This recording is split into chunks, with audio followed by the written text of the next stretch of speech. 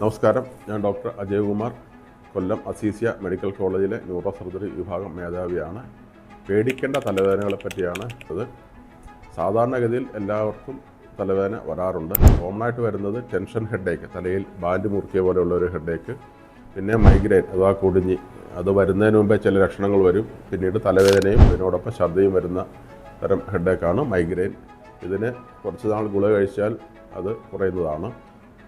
പേടിക്കേണ്ട തലവേദനകൾ എന്ന് പറയുന്നത് ഒന്ന് തണ്ടർക്ലാപ്പ് ഹെഡേക്ക് എന്ന് പറയുന്നു. അതായത് വളരെ കാഠിന്യമുള്ള ഹെഡേക്ക്. അത് കൂടുതലും വരുന്നത് ബ്രെയിനിൽ അനൂറിസം പൊട്ടി സബ്ബറക്കനോഡ് ഹെമറേജ്, രക്തസ്രാവം വന്നിട്ട് ഉണ്ടാകുന്ന തരം ഹെഡേക്കാണത് തണ്ടർക്ലാപ്പ് ഹെഡേക്ക്. അതുപോലെ ബ്രെയിൻ ട്യൂമർ വരുമ്പോഴുള്ള തലവേദന ഏർലി മോർണിംഗിലായിരിക്കും.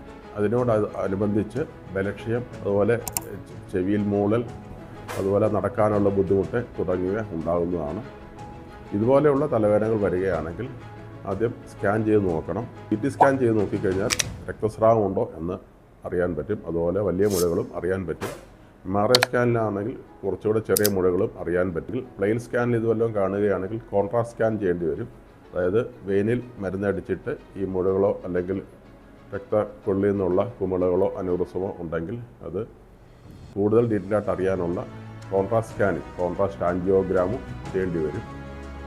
ഇങ്ങനെയുള്ള തലവേദനകൾ, ഈ ലക്ഷണങ്ങളുണ്ടെങ്കിൽ നേരത്തെ ഡോക്ടറെ കണ്ട് നേരത്തെ സ്കാൻ ചെയ്താൽ ചിലപ്പോൾ മോശമാകുന്നതിന് മുമ്പേ ഓപ്പറേഷനൊക്കെ ചെയ്യാൻ പറ്റും.